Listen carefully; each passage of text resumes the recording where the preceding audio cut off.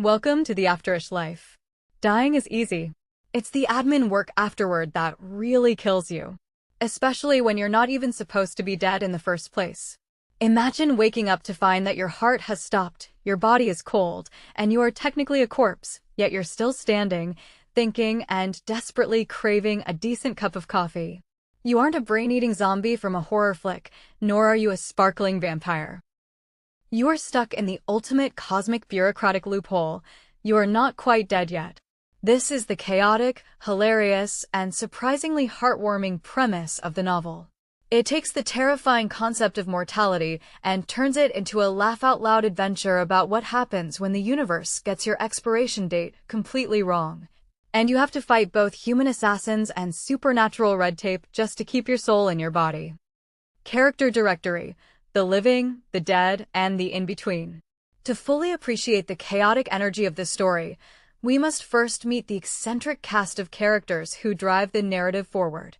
Arthur Pendleton, the reluctant corpse and ordinary, slightly cynical middle-aged man who prides himself on his quiet, predictable life. His sudden transition into a state of undeath forces him out of his comfort zone and into the role of an accidental action hero. Penelope Penny Vance, the rogue mortician, a brilliant, caffeine-fueled mortician with a dark sense of humor and a soft spot for underdogs. When Arthur ends up on her prep table and starts talking, she doesn't scream. She rolls up her sleeves and decides to help him fix his condition. Grim, 616/Gary, the underpaid reaper and overworked, deeply stressed celestial collector who is tracking Arthur down. Gary isn't evil. He's just a cosmic bureaucrat who really doesn't want his performance review ruined by a soul that refuses to leave its biological container. The Whispering Syndicate, a shadowy, corrupt organization operating within the city's elite. They are weaponizing ancient artifacts to cheat death, and they're the main reason Arthur was targeted for termination. The detailed plot breakdown. The mistake, the awakening, the chase and investigation, the cosmic showdown. Act 1. The ultimate administrative error. The story begins with Arthur Pendleton living his remarkably average life. He pays his taxes, avoids confrontation, and works as an archivist. However, Arthur's quiet existence is shattered when a freak accident, which we later learn was a highly calculated hit by the Whispering Syndicate, seemingly ends his life. Instead of passing over to the great beyond, Arthur wakes up inside a body bag at the local morgue. Enter Penny, the mortician on duty. Expecting a routine embalming, she is shocked when Arthur sits up, complains about the draft, and asks for an aspirin. Upon medical examination, conducted in secret by a bewildered Penny, Arthur has no pulse, no body heat, and his blood shouldn't be circulating, yet he is fully conscious, retains his memories, and is not decaying. They soon realize that Arthur's soul is temporarily velcroed to his body due to a massive celestial clerical error. Act 2. Running from the Reaper and the mob.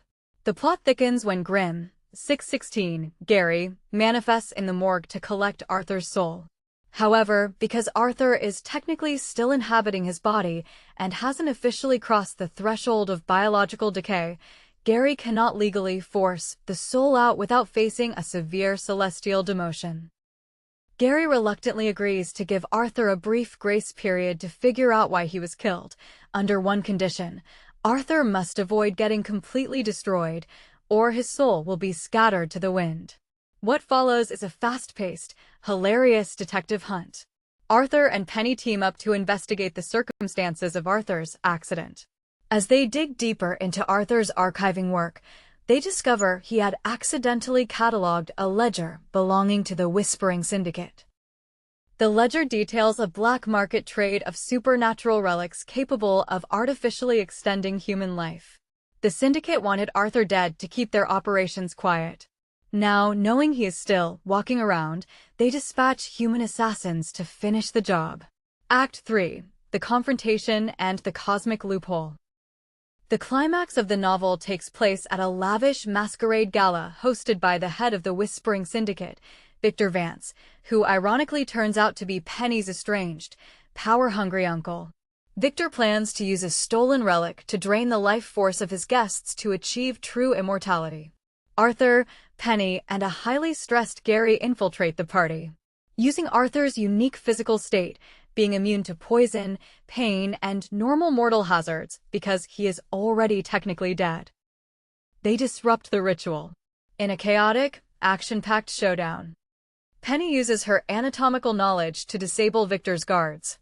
Arthur confronts Victor, utilizing his undead physical resilience to survive attacks that would kill an ordinary man. Gary the Reaper finds a loophole.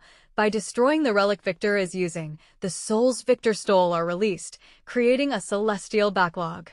Gary uses this distraction to rewrite Arthur's cosmic status from deceased to pending.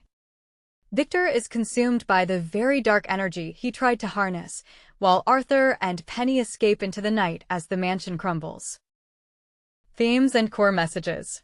Beneath the witty dialogue and absurd situations, the novel explores several profound themes. The value of time. Ironically, it is only when Arthur is declared dead that he actually starts living. His condition forces him to stop playing it safe, speak his mind, and fight for his existence. The absurdity of bureaucracy. The book brilliantly satirizes modern corporate culture by projecting it onto the afterlife. Whether it's HR departments on Earth or the Department of Soul Reclamation in the heavens, bureaucracy remains the ultimate antagonist. Found family. The bond that forms between the cynical Arthur, the quirky Penny, and the miserable Grim Reaper Gary highlights how shared adversity can bring the most unlikely allies together. Stylistic and narrative analysis. The author employs a dual-perspective narrative, switching between Arthur's dry, self-deprecating internal monologue and Gary's frantic, stress-induced updates to the celestial higher-ups. This structure keeps the pacing incredibly brisk and ensures that the tension of being hunted by assassins is constantly balanced by cosmic comedy. The prose is sharp and heavily reliant on witty banter, making it a perfect read for fans of Terry Pratchett's Discworld, specifically The Death Arc, and Douglas Adams' The Hitchhiker's Guide to the Galaxy. The verdict: why it works. Not Quite Dead Yet succeeds because it doesn't take itself too seriously, yet it never compromises on its heart. It delivers a satisfying mystery, a genuinely funny buddy comedy dynamic between Arthur and Penny, and a comforting reminder that life, no matter how messy, bureaucratic, or short, is always worth fighting for.